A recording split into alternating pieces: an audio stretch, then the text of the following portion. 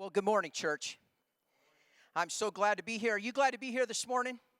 All right. Oh, I heard one person back there. Are you glad to be here this morning? I just want you to know that I came here last night for 520 service expecting that God would move in a mighty way. And you know what? He showed up and he did.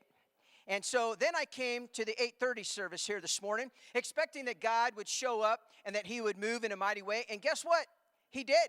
And I've come expectant here this morning at 11 o'clock that God would do the same. We are in for an incredible service, a gathering here this morning. And we are going to have Dr. John and Vicki Moore. They're going to share what the Lord has been doing in their hearts and lives for a number of years and what he continues to do. But I also just want to reiterate what Pastor Roger said just a moment ago. But along with Faith Promise, and you have those pledge cards there. Some of you have actually pledged about 6 months ago or continue to do that. This is our second half of our pledge year. But you know what? If you filled out something and you've been giving, but the Lord lays in your heart to give more, guess what? There's space for you to do that and add to that here this morning if you would like to. And then just place that in the black box there that's just to the right of these exit doors over here in the worship center. Also want to let you know that if you'd like to give with the deputation, as Pastor Roger said, just simply earmark that in the memo, Dr. John and Vicki Moore, and then just put Australia. But then also, Dr. Moore will, at the conclusion of his time in sharing with us this morning, he will express that there's an immediate need for a pastor for a vehicle to go and travel a number of miles. And we're trying to help them raise that. And so if you're simply just moved by that and an opportunity to give to that, just put Dr. John and Vicki Moore and then just put vehicle. And we'll know how to make all of those things happen and get the monies to the general treasurer, the Church of the Nazarene. But again, just earmark that Gateway Church, and then we'll help to share that in that expression of giving. Want to, this morning, before Dr. John Moore comes, I just want to share with you the folks that are with us today. And so I want to share a little bit of their bio, and so that you know who has come and who is with us here today. Dr. Moore was born in the San Francisco Bay Area. Dr. Moore was raised in a large family. In his mid-teens, he recognized the call to cross-cultural ministry and began to prepare himself for this work. He graduated from Point Loma Nazarene University. Anybody heard of that university before? Yeah, there you go. Receiving his master's degree from Nazarene Theological Seminary, and then his doctorate of ministry from Fuller Graduate School of Theology. In 1977, he accepted an invitation to plant a church on the Southern California district, which is our district, in Chino. After 10 years in that assignment, Dr. Moore and his family moved to Brisbane, Australia, where he and his wife, Vicki, taught at Nazarene Theological College, and Dr. Moore pastored the church that was there, resided there on campus. In 1992, Dr. Moore accepted the assignment to pastor his home church in Concord, California, where he saw the church begin and continue ministry to the many cultures and language groups that surrounded that church campus. At the end of his time there, at the end of his tenure in Concord, the church comprised of 5 different language-driven congregations in 6 different worship settings. In 2006, Dr. John Moore and Vicki moved to Budapest, Hungary, where Dr. Moore served as the district superintendent and as Eurasia Regional New Initiatives. From there, they moved back to Australia, where Dr. Moore served as Field Strategy Coordinator for Australia, New Zealand, and Asia Pacific Regional Education Coordinator. I asked him last night and then this morning in the first service if he was really able to get all of that on one business card. Somehow they figured it out. Dr. Moore has recently accepted a new assignment as Global Mission Capacity Development Coordinator, overseeing the work of FSCs globally. Vicki was born into a pastor's home in Puyallup, Washington. She spent most of her years on the Northern California district and then graduated from Point Loma Nazarene University with a secondary teaching certificate. She spent most of her career teaching high school English. She is the mother of 4 children, 2 boys and 2 girls. She and Dr. Moore share 5 remarkable grandsons, and they tell us that there's another one on the way. Would you put your hands together and give a warm welcome to Dr. John and Vicki Moore? Vicki, would you stand so we could see you, please?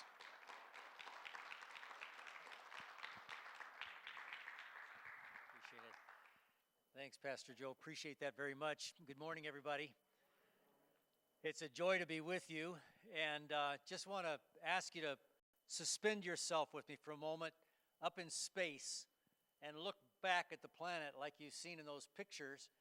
And imagine with me, what would the Church of the Nazarene look like if you could see it around the globe? What would it be comprised of?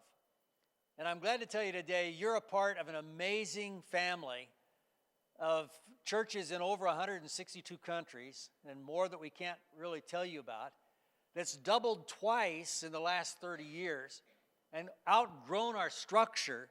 But the amazing thing is God gave us enough flexibility in that structure that as we've grown, we've been able to continue to do what we originally set out to do, and that was to fulfill the Great Commission. Jesus said, when this gospel has been preached to every ethnic group as a witness, then the end shall come. And there are many people who have still not heard, and yet we're continuing to go where the gospel is not yet known. And we focus on that relentlessly. So what do we look like?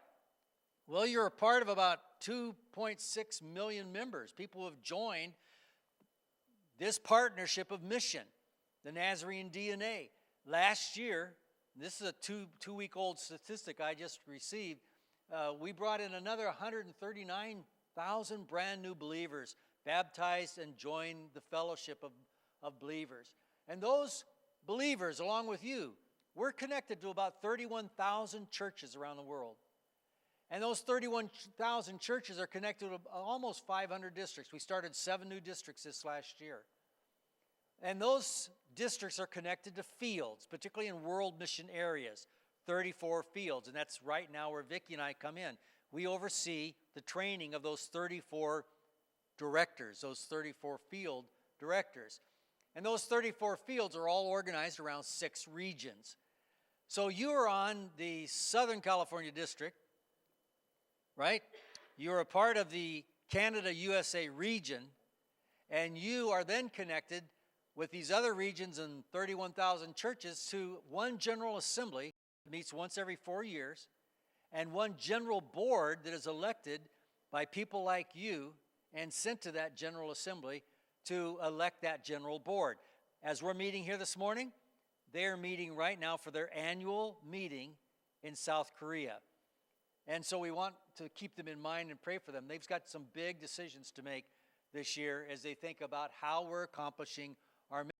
So you're a part of this amazing church. You're in more countries than McDonald's and Starbucks put together.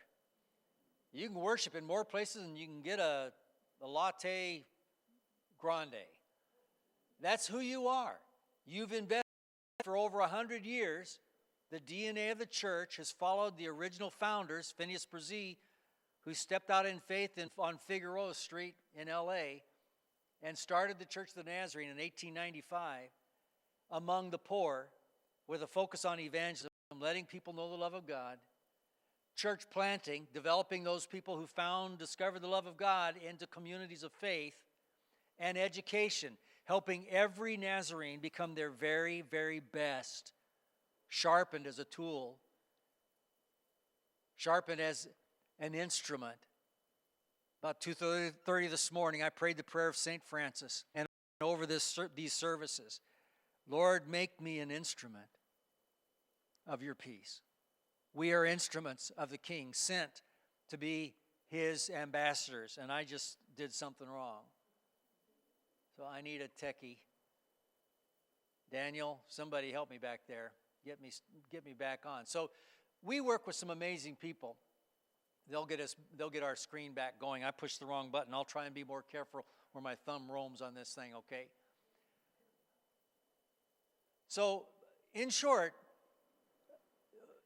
this church now is doing all kinds of things we don't have time to talk about today. Like, for instance, I was recently in Cambodia. You buy bicycles for $30. You provide them for pennies on the dollar to kids in villages that have no other way to get to an educational center unless they have a bicycle. It's too far. There's no transportation. There's not even, horse and buggy to get them there. And that's what you do. You dig wells in several countries around the world. You run rehab centers all around the world. I think we were here one time and focused on the Ukraine that we talk a lot about today in this country. And you have 10 rehab centers. And without this little card that you're filling out today, they wouldn't be there. They wouldn't be there. The infrastructure in Ukraine is abysmal. You go into villages, there's not even gas to cook with. They're still cooking over firewood in the 21st century. And we tend to forget that because we decided whether we wanted eggs or bacon or what cereal we wanted or pancakes this morning. Well, most of the world just doesn't get that privilege. And that's not a guilt statement. That's kind of a responsibility. Maybe I ought to be thinking about my responsibility to reach out, as the original vision was, to the poor. It was those things among the poor. So you're this amazing connected church.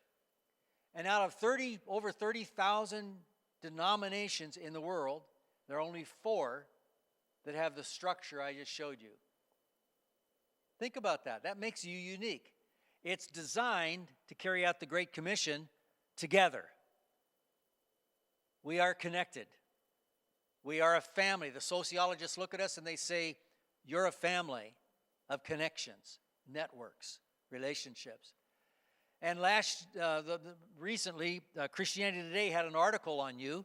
It said that in their study, you turned up to be, along with Christian Missionary Alliance, the greatest givers to mission per capita of all denominations. That kind of makes you stand out.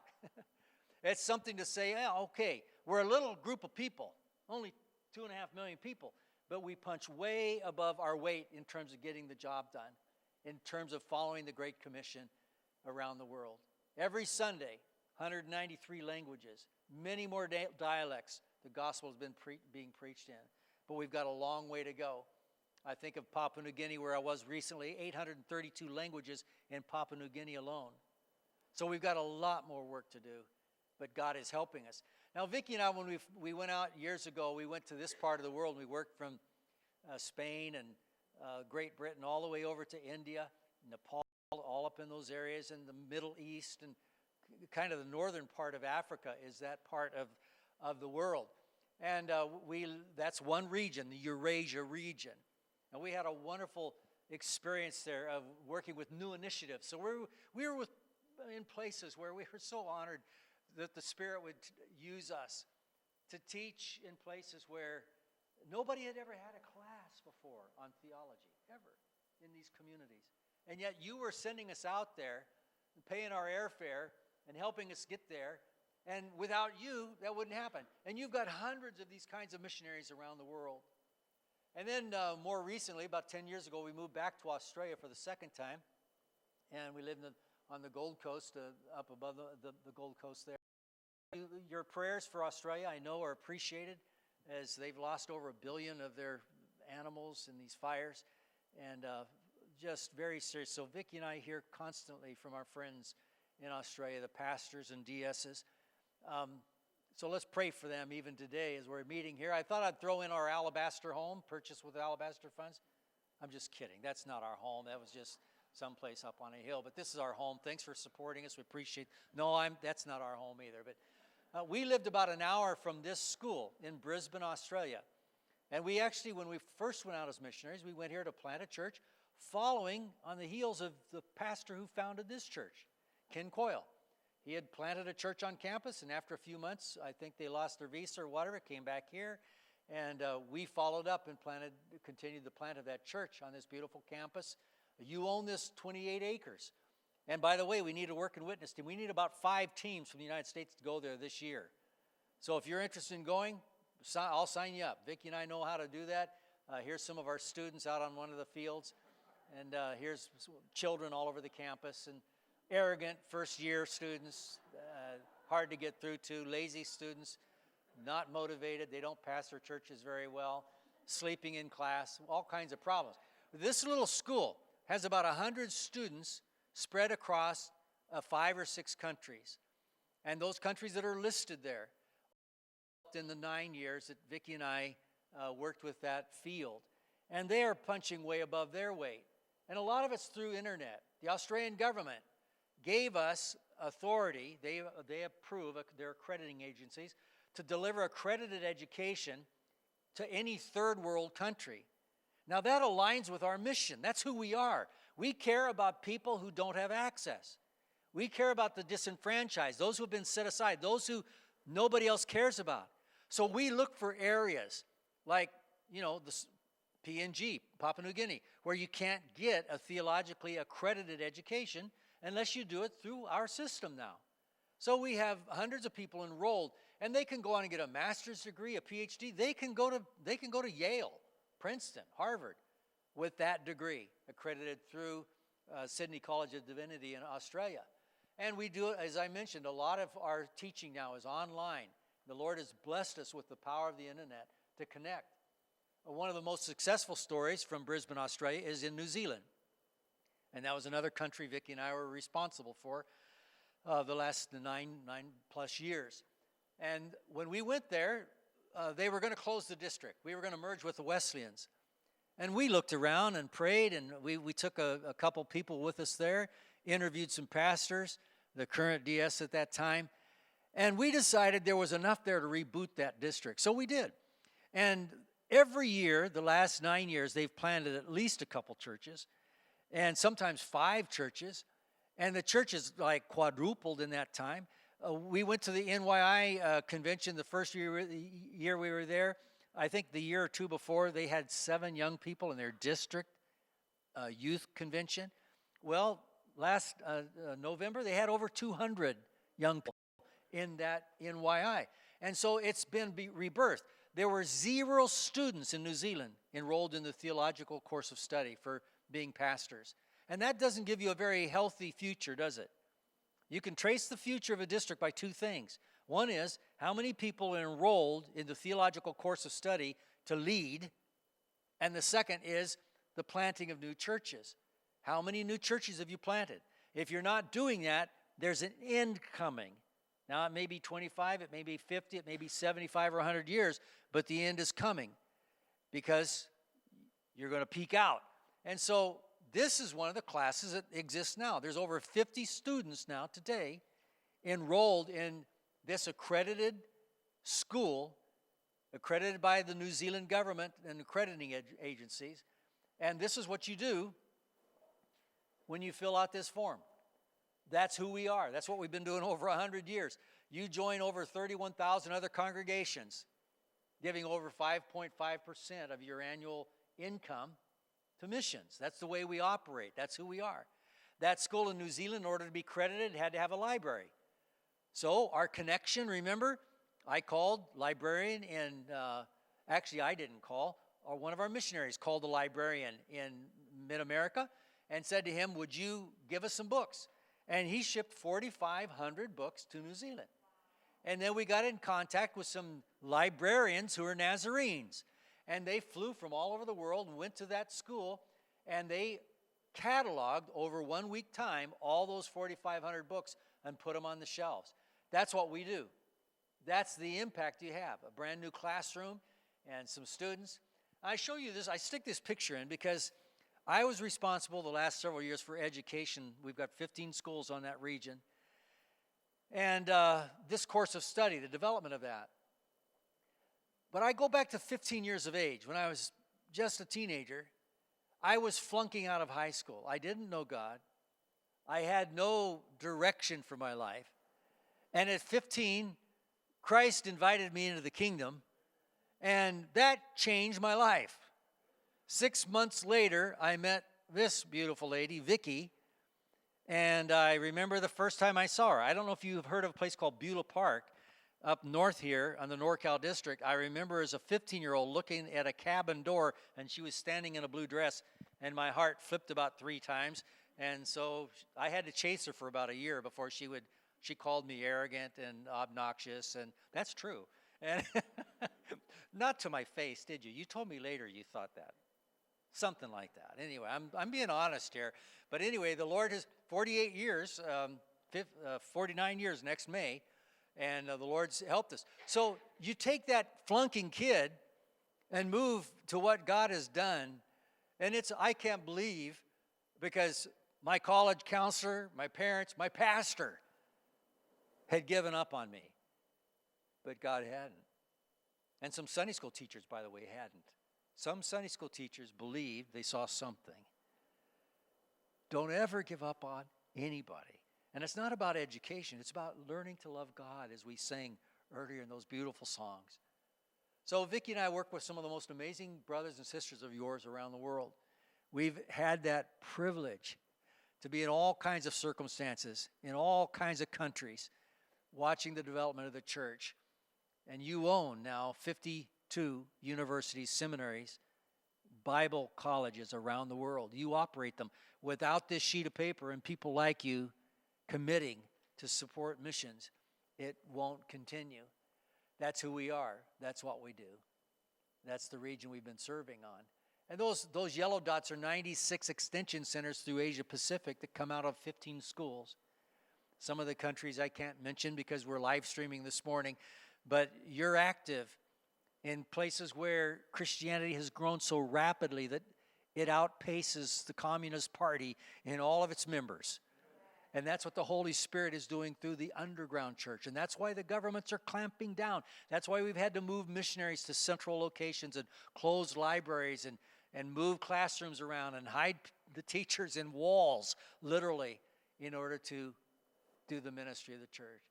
I put this picture in because Jessica, the woman standing there next to Vicki, was a Sikh from India.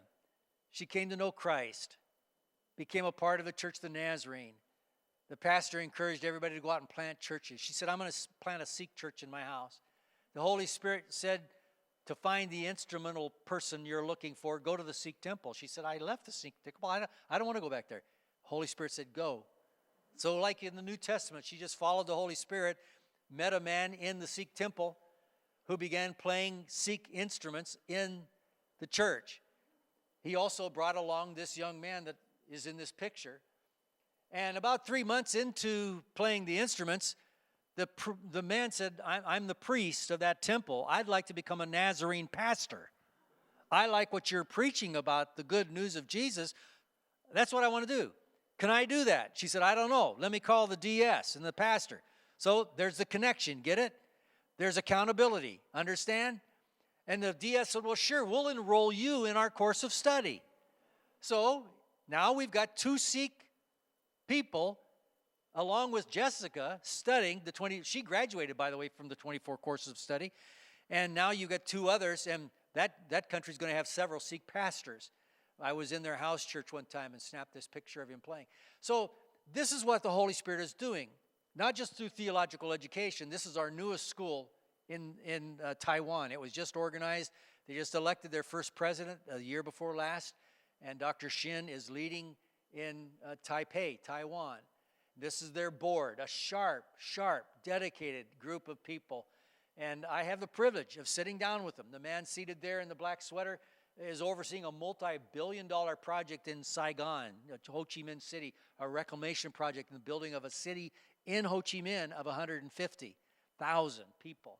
And he's in charge of the finances of that, and here he is on our board. You go up to South Korea, our largest university in the world, about 6,000 students. God has done amazing things there, and our general board is meeting there right now, as I mentioned, having meetings about the global church. This is our board of the South Pacific Nazarene Theological College. 4 countries, 4 island nations, chaired by this woman who's rising out of her chair, Lilani, one of the most amazing young women leaders in our church, a brilliant, sharp, dedicated follower of Christ.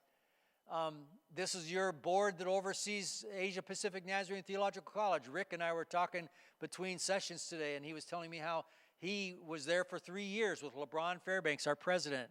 And Vicki and I, we discovered we were there during the same time, attending the Luzon conference. Now, we probably met because you were LeBron's right hand and organized the trips in and out of Tai Rizal to Manila for the meetings. But that's your board. Without you, that school would not exist. It has students from several dozen different nations right now. And they're not all Nazarene. They come from Myanmar. They come from, I can't name the countries they come from. They come from a lot of different Asian countries in the Pacific Islands to get their master's degree in theology. Let's jump over to, I think, the most exciting and the most healthy example of missiology that I know of anywhere that I've been to, Papua New Guinea. Some people from the first service had been to Papua New Guinea. You own 3 schools there: the School of Nursing, the Teachers Training College, the Bible College. This school, backing up about 50 years, didn't exist. But you sent 2 single women.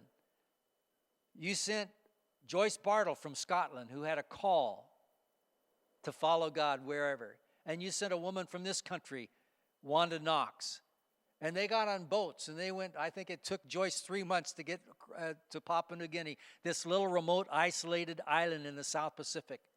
And they got on a plane in Port Moresby, the capital, and they flew back into the Gimi Valley, into an isolated Mount Hagen, and then on back further into the bush. And as you fly into this country now, you can see what you operate. This whole area, from this river here, all the way up here to the market, this road here, Wanda Knox Memorial Church is right there. The hospital is right here. And a brand new building with this doesn't show. It's a huge administrative and new classrooms and new technology for the nursing students. Today, 50 years later, if you're a nurse and you want to serve as a volunteer missionary, we can't even get a visa for you there. The Church of Nazarene, you've done so well there in equipping people. They've got all the nurses they need. And so now we're shifting our focus to trying to get surgeons trained. In fact, we've got one that's very promising right now, a Papua New Guinean woman who's doing very well. And yet you support them. These are the 3 boards from those 3 schools that I just mentioned. Thank you.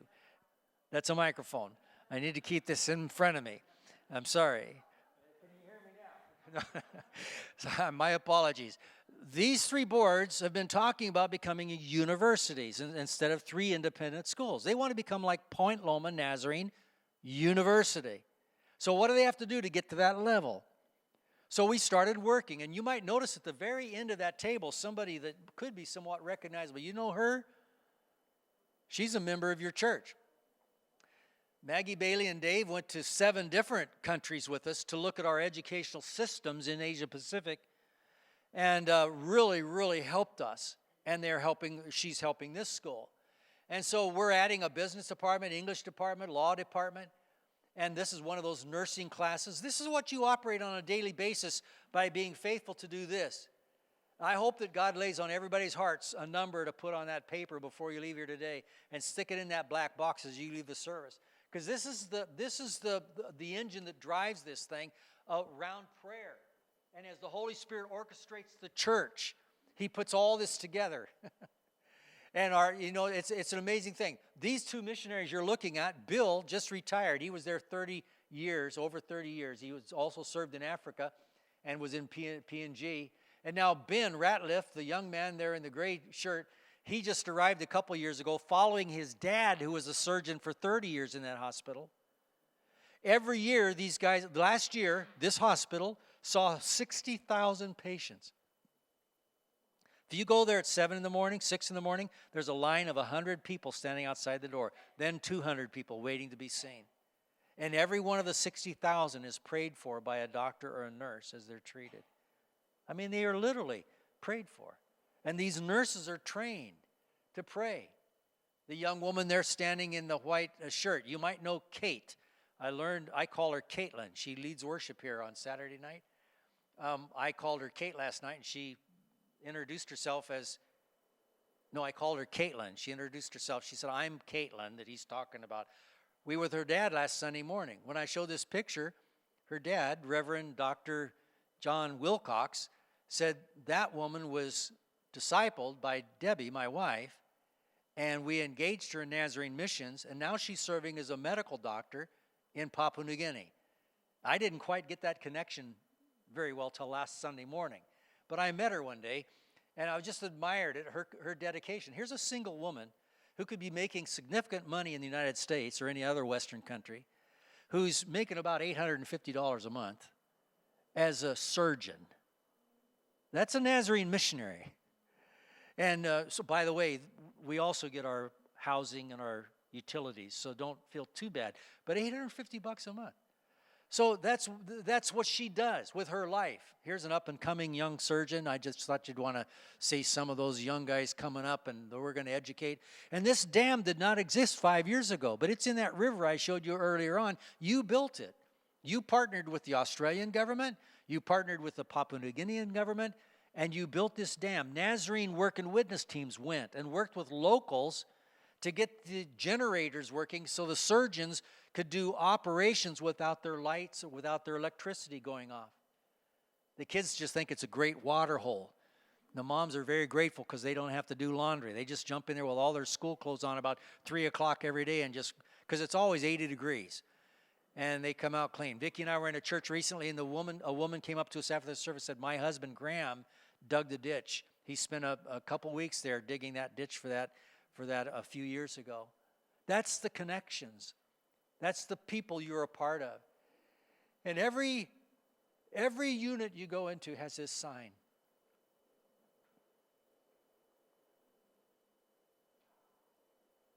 And as I said, every person is prayed for. They're cared for, as doctors and nurses should do. These people are passionate about following Jesus into a hurting, broken world. The wards are filled. The maternity ward is filled, overfilled. This is a brand new unit that's they're just now moving into.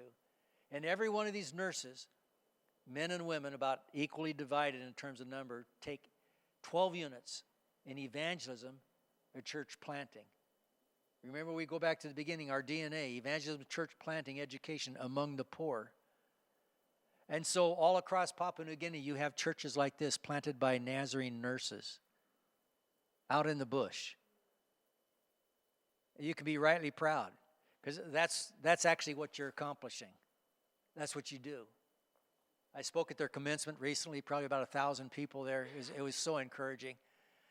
And man, the government people were there. They sponsored, the Australian government sponsored 13 of our students in this graduating class.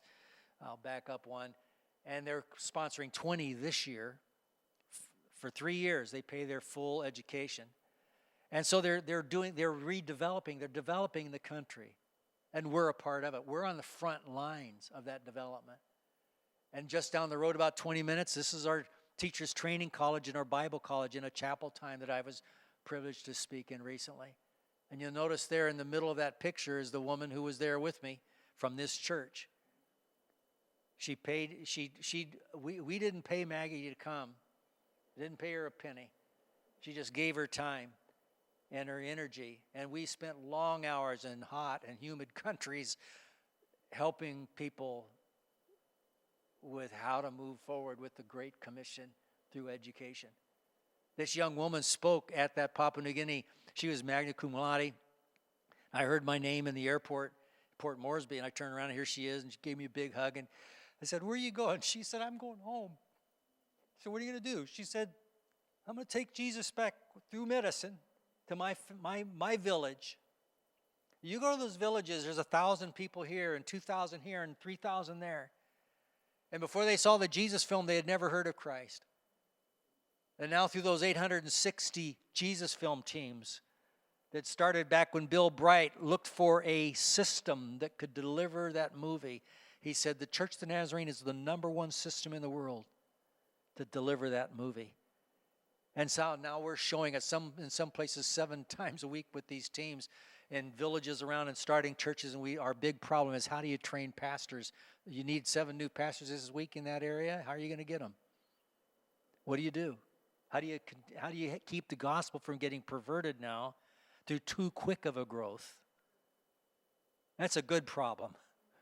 It's a fun problem.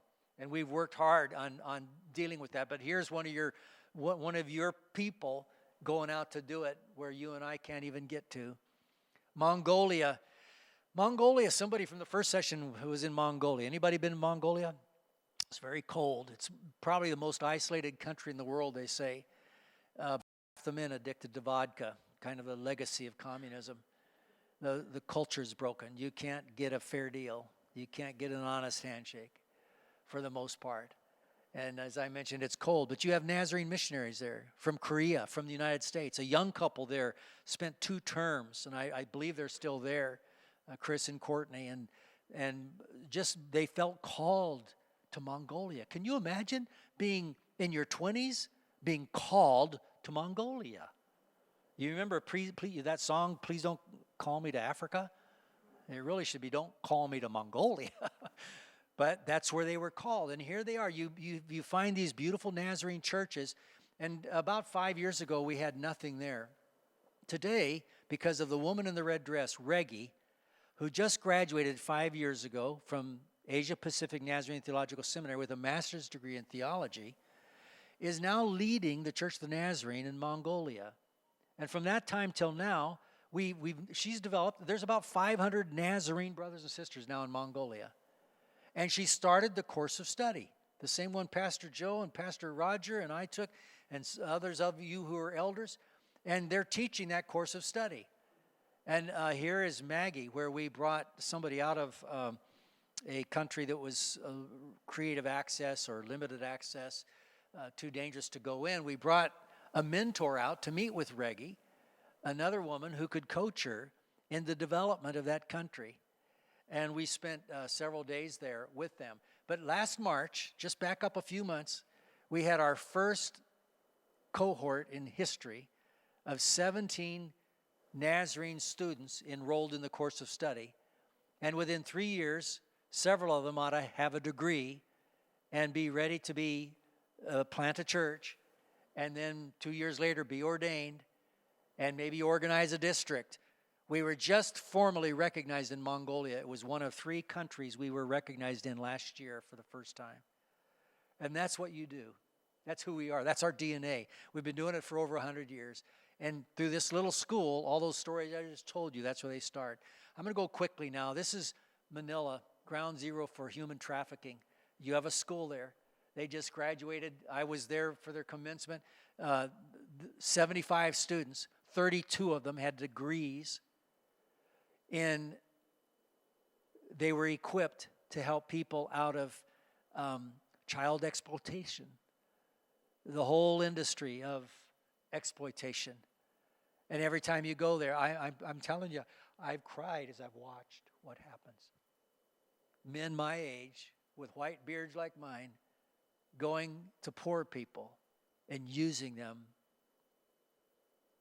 treating them like property. And God have mercy on us. And thank God for you, because you're doing something about it. Can you imagine releasing 32 people this year into this community to do something about a problem you have, that have degrees and a calling by God to change realities in the world?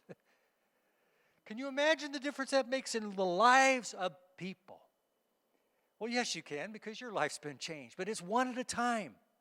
And without you and World Mission and all that we do together, that wouldn't happen. This is in a country I can't mention, but that class started at 8 in the morning, and it went till 11 at night, and that's a university student, Angie, on the front row sleeping while I'm trying to teach. And we've had to close that room because it got too dangerous, and we've hidden that library. And those young people, when we asked them, do you want to close the school down? They said, not on your life. They said, we will die for Christ. He died for us. 2 missionaries gave their lives in that country last year. Young people called of God to go. They weren't Nazarene missionaries, but it doesn't matter. They were serving God and got too close to the fire. Southeast Asia, 5 countries, 1 school, Nazarene Bible College. Beautiful board led by a Korean PhD, communications major, a sharp young man, Bill Kwan. And you own this campus. It's a Buddhist country, about 98% Buddhist. Just down the street from our campus, a few-minute ride, is the largest Buddhist temple in Southeast Asia. Thousands of people, millions of people go there from around the world to go to this temple. That little school that you own delivers education in several different countries now via the internet because the Burmese people are migrating. They're moving. The government has opened up restrictions. And now we couldn't get in there 25 years ago. Now the church is exploding in this Southeast Asia part of the world. Cambodia, Vietnam, and Myanmar. And you'll notice how that yellow line stretches all the way across to you and me where we're seated. And those countries down below, and I don't list them all, New Zealand, we just opened a Burmese church in November. We organized it with about 100 Burmese-speaking Nazarenes in Wellington, New Zealand, who immigrated there. That's what's happening here in the United States. And so I drug this off the internet this week, or last week. This is the Colorado Burmese Church of the Nazarene, just organized. That's in our most recent news publication. The church is growing. I won't show you the details of the statistics, but we've gone from 187 to 9. When I left there, my last board meeting, it was 795 or 6, and I didn't get this last report. So they're close to 1,000 students now enrolled in theological education in that area, and it's all because of what you're doing. These are their classrooms. They're not beautiful like Point Loma, but they serve the purpose. A nice library created by a work and witness team from a church like yours in Myanmar. But you notice some things missing, right? And the same with the computer lab. Well, these three guys came to the General Assembly that meets once every 4 years. Vicki and I knew them, of course, because they're from our region. And we said, can you guys take some books back? They said, yeah. So we called Lon Dagley, the librarian from Mid-America. He sent 50 pounds, 3 boxes of 50 pounds each for each of these guys to carry them back to those libraries. And then Nazarene, we had a meeting with Nazarene Publishing House, now the Foundry, and they said we're going to ship a bunch of latest theology books that our Nazarenes have written and others. And now that's that same library. It looks like that. And more librarians went over there. This is in the last 2 years. 2.5 years. And they cataloged all those books, put them on computer. And now there's a beautiful library there for those students. Those are the bags of books that I had in my garage. And Mo, the second guy from the left, a Buddhist scholar in Mandalay, Burma, or Myanmar. Buddhist scholar, students. He ran into the writings of a guy named John Wesley. Ring a bell for you? He read all of Wesley's stuff. He saw how Wesley got the children out of the chimney sweeping business in Great Britain. He saw how Wesley started homes for pregnant teenagers. He saw how the schools were started by Wesley. He saw the organization, the methods of Wesley. And so he started teaching his students about John Wesley. You need to get to know what he did, and you need to duplicate that in Myanmar, because that's how we're going to change this nation. Well, they started doing it. And then he started reading the Bible. No pastor, no Christian friend, no Christian witness, no church. He started reading the Bible because he wanted to learn more about John Wesley and changing Myanmar. And you know what he ran into? The story of God, of Jesus. The same Christ who's changed your life and changed mine. And Mo, without anybody around him, got on his knees in his house and he said, Jesus, be my God. And that Buddhist monk became a searcher for people like John Wesley. And guess who we ran into? You, Nazarene people in Mandalay. And he said to them, any chance I could become one of you guys? They said, sure. They enrolled him in the course of study. And Mo was a top-notch student. Then they said, hey, would you tell your story how you came to faith to our district meeting in Mandalay, about 200 Nazarenes? He said, yeah, and he brought 7 Buddhist students dressed like this in a district meeting. Interesting time. At the end of his testimony, they baptized 3 of them. They are now enrolled in the course of study. Mo, in the meantime, has continued and graduated from the course of study. I know you can't read all those 24, but those are the subjects. Finished them. And there's Philly Chambo, our general superintendent, at their assembly. Remember, your district meets once a year. He was at their assembly to ordain the newly graduate students and those who had pastored a church for 2 years. And look who's standing over here with his wife, Mo, and his wife. And then they did for him what they did for those of us who were elders. They laid the hands of the church. And they ordained us in the church of God.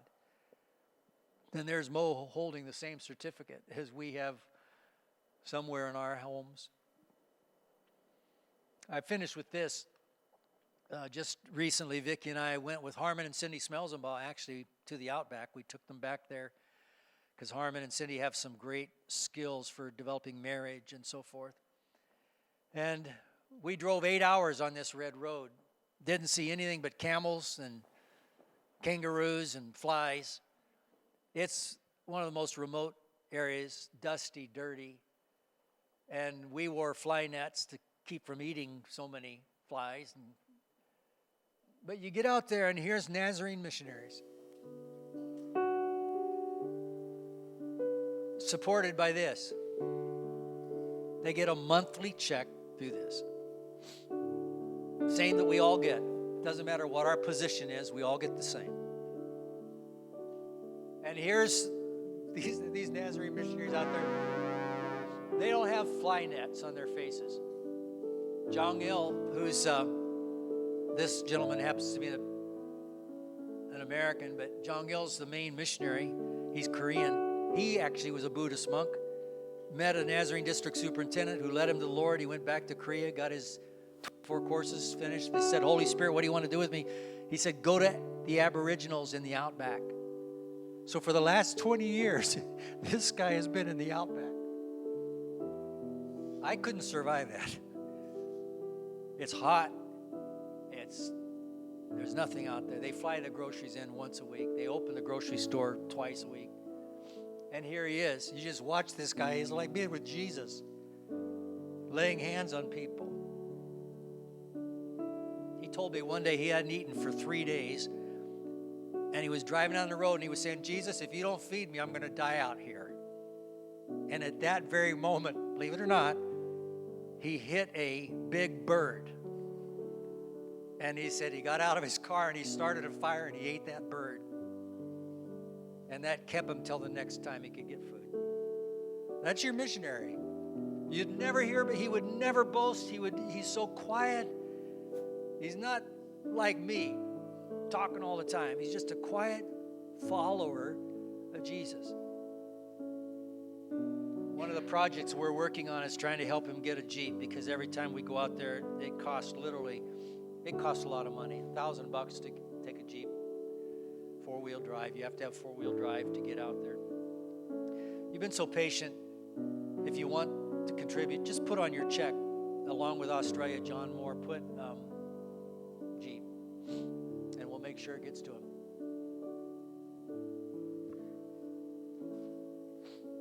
I'm done.